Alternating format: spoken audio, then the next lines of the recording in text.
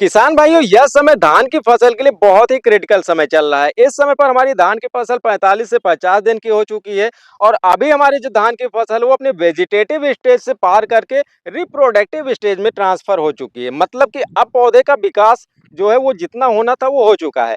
अब हमारा पौधा पुष्पन और जो बालियां बनने की अवस्था होती है या दाना बनने की जो प्रक्रिया होती है इसमें ट्रांसफर हो चुकी है। तो अब हमारा पौधा अपना पूरा जो एनर्जी है वो दाना बनाने में यूज करने वाला है। तो इस समय पर हमको बहुत ध्यान देने की जरूरत होती है।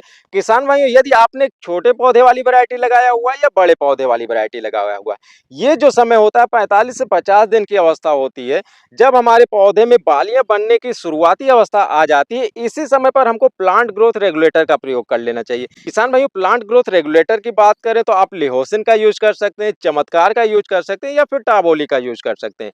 किसान भाइयों, इनके डोज की बात करें तो जो लिहोसिन होता है इसको आप 250 ml प्रति एकड़ के हिसाब से धान की फसल में यूज करना है। चमत्कार का जो हमारी जो प्लांट ग्रोथ रेगुलेटर है इसका आपको 300 ml प्रति एकड़ के हिसाब से प्रयोग करना होता है। वहीं पर जो टाबोली होते हैं इसका 30 ml प्रति एकड़ के हिसाब से प्रयोग करना होता है। किसान भाई, जो प्लांट ग्रोथ रेगुलेटर होता है ये हमारे पौधों की जो वेजिटेटिव ग्रोथ होती है इसको रोक कर उसको जो है रिप्रोडक्टिव जो ग्रोथ होती है, मतलब कि इसमें जो है जो बालियां बनने की अवस्था होती है, बालियों पर बनाने में, फूल और फल बनाने में, इनकी तरफ एनर्जी को ट्रांसफर करता है। और इसी के साथ ही साथ किसान भाई, जब इसके प्रयोग हम करते हैं, प्लांट ग्रोथ रेगुलेटर का प्रयोग करते हैं, तो जो पौधे का ग्रोथ है ये रुक जाता है। पौधे का जो लंबाई है और ये जो वेजिटेटिव ग्रोथ है ये रुक कर किसान भाई इसके पौधों के जो जड़ें होती हैं उनका विकास और इनके तने का विकास, मतलब तने को मजबूती प्रदान करता है, जड़ों की मजबूती प्रदान करता है। तो इस वजह से यदि आप इसका स्प्रे करते हैं तो आगे चलकर जो धान गिरने की समस्या होती है वो बहुत कम हो जाती है, क्योंकि जड़ें मजबूत होती हैं, इसका तना मजबूत होता है और किसान भाइयों इस वजह से इसमें गिरने की समस्या नहीं होती, साथ ही साथ उत्पादन भी काफी अच्छा आता है। तो हमको इस समय पर एक प्लांट ग्रोथ रेगुलेटर का यूज कर लेना चाहिए। यदि आप 2 बार करना चाहें तो दूसरा आपको जो स्प्रे है वो 70 से 80 दिन की अवस्था में कर लेना चाहिए, लेकिन एक स्प्रे आपको जरूर कर लेना चाहिए किसान भाइयों। इसके बाद किसान भाइयों बात कर ले कि ये जो हमारी स्टेज होता है, मतलब कि जब दाने बनने का, मतलब कि बालियां बनने का जो स्टेज स्टार्ट होता है, जो कि 45 से 50 दिन की अवस्था होती है।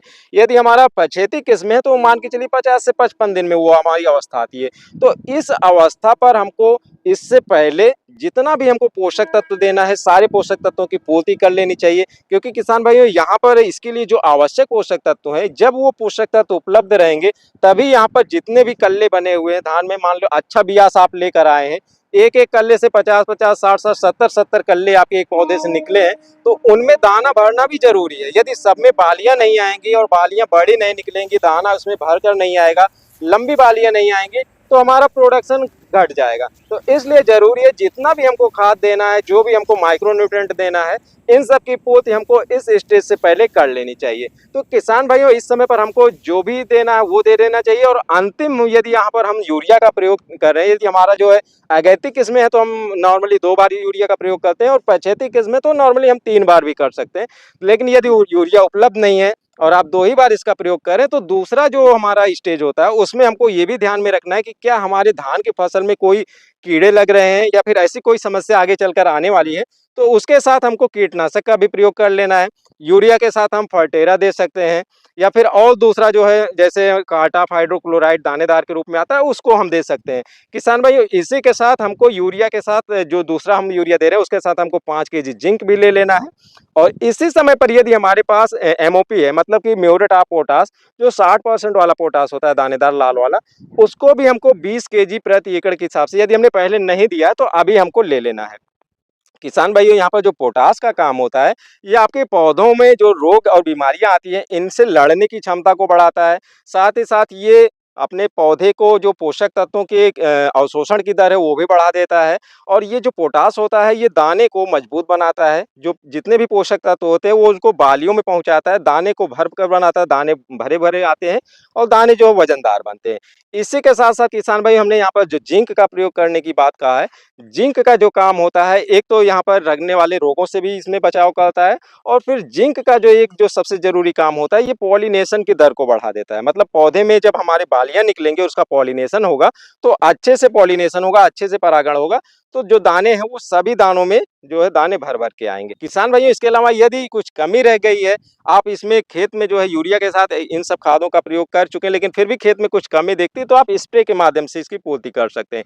यदि यूरिया नहीं उपलब्ध हो पाई है और आप एक ही बार यूरिया डालें, तो आपको इस स्टेज में जब आपके यहाँ पर कल्ले का जो है निर्माण हो रहा है, यहाँ पर दाने का निर्माण हो रहा है, बालियाँ बन रही हैं, उसी स्टेज में आप स्प्रे भी कर सकते हैं। यदि आपने यूरिया नहीं दिया तो प्रति एकड़ के हिसाब से 2 केजी आपको एनपीके 19-19-19 ले लेना है। लेकिन यदि आपने यूरिया दे दिया है, यूरिया का काम नहीं है, तो यहाँ पर आपको एनपीके 052-34 लेना है। 052-34 किस लिए लेना है? क्योंकि इसमें 52% आपका फास्फोरस होता है, जो दाने में भी ज़रूरत पड़ता है और पौधों में भी ज़रूरत पड़ता है, और पोटाश आपका 34% होता है। तो ये आपको पोटाश की भी पूर्ति कराता है किसान भाई। तो आपको 052-34 ले लेना है। इसी के साथ आपको 200 ग्राम बोरान ले लेना है। बोरान का जो काम होता है, ये पॉलिनेशन को काफ़ी अच्छा करता है, और किसान भाइयों ये जो बोरान होता है, ये आपके दानों में चमक भी लेकर आता है। इसी के साथ किसान भाइयों आपको कोई एक एमिनो एसिड बेस्ड टॉनिक भी ले लेना है। इसमें आप बायर का एम्बिशन ले सकते हैं, या फिर सिजेंटा का इसाबियान ले सकते हैं, या फिर कोई भी एक अच्छी टॉनिक जो आपकी फसलों की ग्रोथ को अच्छा करती है, उसको आप ले सकते हैं 300 ml प्रति एकड़ के हिसाब से। इन सबको मिलाकर 150 लीटर पानी में आप एक घोल बनाकर पूरे खेत में आप स्प्रे कर दीजिए। किसान भाइयों इसका जो आपको स्प्रे करना है, ये पेनिकल इनिशिएशन की जो स्टेज होती है, मतलब कि जो आपके धानों में या आपके धान में जो सबसे पहले जो है बालियां बनती है, जैसे कल्लों का विकास हो गया, कल्लों के विकास के बाद पेनिकल इनिशिएशन का स्टेज आता है, जब आपके धान में पहले एक गांठ बनता है और उसी के पास से ही इसमें अंदर में बालियों बनने का स्टार्ट होता है। किसान भाइयों पेनिकल इनिशिएशन के स्टेज को यदि देहाती भाषा में बात करें तो आप इसको एकौठना कहते हैं, मतलब कि अब आपका धान जो है एकौठने लगा, तो उसी समय पर आपको यहाँ पर स्प्रे कर लेना चाहिए। किसान भाइयों इसके बाद का जो स्टेज होता है वो बोटिंग स्टेज होता है। बोटिंग स्टेज का मतलब गाभा निकलना, ये पत्तियों के अंदर ही थोड़ा सा फूल जाता है, मतलब जो बालियां हैं वो अभी पत्तियों के अंदर ही रहेगी। तो ये वाला जो स्टेज होता है ये गाभा निकलने वाला स्टेज होता है, और इसको यदि हम देहाती भाषा में कहें तो आप इसको रेड़ना कहते हैं। इसको हिंदी भाषा में, देहाती भाषा में रेड़ना कहते हैं, मतलब कि अब आपका जो धान है ये रेड़ने लगा है, और अगला स्टेज जो आने वाला है इसमें धान की बालियां गाभा को फाड़कर बाहर निकल आएंगी। तो जब धान की बालियां बाहर निकल आती हैं 2 दिन के बाद इसमें जो है पॉलिनेशन की प्रक्रिया स्टार्ट हो जाती है। किसान भाइयों तब आप देखेंगे आपके धान के खेत में एक एक कहीं कहीं पर बाली निकलने स्टार्ट हो जाती है, और अब समझ जाइए कुछ ही समय में सारी बालियां बाहर निकल आएंगी, और उस समय पर फिर आपके खेत में पॉलिनेशन होगा। और पॉलिनेशन की जो प्रक्रिया होती है वो 8 बजे से लेकर शाम के 3 बजे तक बहुत अच्छे तरीके से होती है, और यदि बदली वाला मौसम है, अनुकूल मौसम है, तो ये प्रक्रिया लंबे भी चल सकती है। तो किसान भाइयों ये जो स्टेज होता है जब बालियां बाहर निकल आती हैं, उस समय पर कोशिश करना चाहिए किसी भी तरीके का स्प्रे आप अपने खेतों में ना करें, और अपने खेतों में इसमें घुसकर भी कोई काम ना करें, जैसे खाद देना, ये सब कोई भी काम ना करें, क्योंकि इस समय पर यदि आप इसके खेत को डिस्टर्ब करेंगे तो बालियों के जो फूल हैं वो फूल झड़ेंगे, और फिर आपका जो है सभी बालियों में दाने नहीं भरेंगे। तो इसीलिए किसान भाइयों हम यहाँ पर आपको जोर देकर कह रहे हैं कि इससे पहले की स्टेज में आप अपने धान के खेत में निरीक्षण करिए। यदि आपने कोई पोषक तत्वों की कमी छोड़ी हुई है तो स्प्रे के माध्यम से पूर्ति कर लीजिए। यदि आपने पोषक तत्वों की पूर्ति कर लिया है तो भी आप अपने धान के खेत में निगरानी करिए, क्या इसमें कोई कीड़े लगे हैं, या जैसे पत्ती लपेटक हो गया, तना छेदक कीड़े हो गए, तो इसको यूरिया के साथ, या फिर आप जो पहले से इसमें दानेदार के रूप में कोई कीटनाशक दिए हैं तो ठीक है। लेकिन फिर भी यदि यहाँ पर अटैक आ रहा है, या फिर किसान भाइयों इसमें भूरा लीफ हॉपर होता है, ब्राउन प्लांट हॉपर होता है, जो आपके धान के खेत में पौधों से रस चूसता है और पौधों को बहुत कमजोर कर देता है, तो उसके लिए थाइमेथाक्साम रस चूसक कीड़ों की दवा होती है। तो यदि ऐसे सबका अटैक है तो आप यहाँ पर कीटनाशक में दवाओं का प्रयोग कर सकते हैं। किसान भाई इसके लिए दवा की बात करें तो एफएमसी का टूवेटा करके ही आप एक दवा आती है, आप उसका प्रयोग कर सकते हैं। बायर का एक वाइगो करके आता है टेक्निकल, इसका प्रयोग कर सकते हैं। कोराजन का भी आप प्रयोग कर सकते हैं, और इसी के साथ आप इसमें थाइमेथाक्साम का प्रयोग कर सकते हैं 25% का फार्मूला वाले का, इसी के साथ मिक्स कर सकते हैं। तो जितने भी तना छेदक या जितने भी प्रकार के कीड़े आपके धान के खेत में आते हैं उन सब का कंट्रोल हो जाएगा।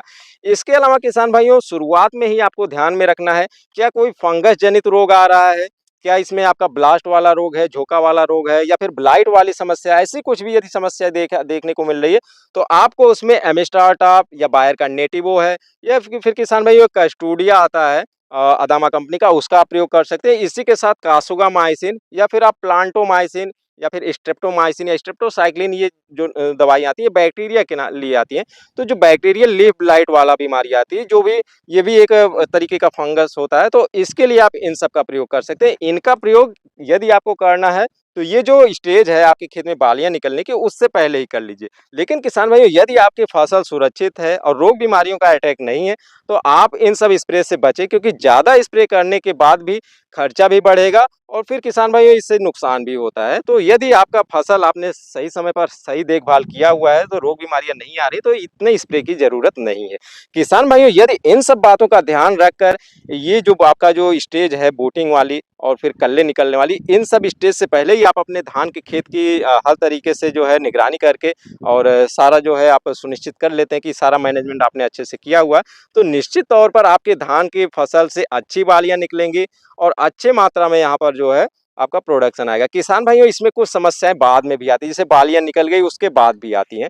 तो किसान भाइयों, फंगस जनित एक समस्या आती है, जैसे इसमें एक पीला वाला रोग आता है, हल्दी वाला रोग आता है, बालियों पर हल्दी-हल्दी जैसा पीला-पीला बन जाता है। तो ये सब समस्याएँ बाद में भी आ सकती हैं, तो इसलिए हो सके तो एक आप जो है अच्छा-सा फंगिसाइड और एक स्ट्रेप्टोसाइक्लिन या ये जो प्लांटोसाइक्लिन होता है, इनका आप एक बार यूज़ कर लीजिए। किसान भाइयों, इसमें हम बात करें तो बहुत से लोग इसका डोज़ कम बताते हैं, लेकिन धान में बात करें तो 100 से 120 पीपीएम का यूज़ इसमें आपको स्ट्रेप्टोसाइक्लिन का करना होता है। मतलब 1 एकड़ में आपको 80 से 100 ग्राम आपको स्ट्रेप्टोसाइक्लिन लेना है। तो इतना आप स्ट्रेप्टोसाइक्लिन और कोई भी आप अच्छे फंगिसाइड के साथ मिक्स करके एक बार स्प्रे कर देंगे, तो बाद में भी आपको इसपे स्प्रे नहीं करना पड़ेगा। तो किसान भाइयों, इन सब बातों का ध्यान रख के आप अच्छे तरीके से धान की खेती का मैनेजमेंट करिए और उम्मीद करते हैं ये वाली वीडियो आप लोगों को अच्छी लगी होगी और वीडियो अच्छी लगी हो तो लाइक कर देना किसान भाइयों, दोस्तों में शेयर भी कर देना, हमारे चैनल को सब्सक्राइब कर लेना और मिलते हैं किसी और वीडियो में, तब तक के लिए नमस्कार।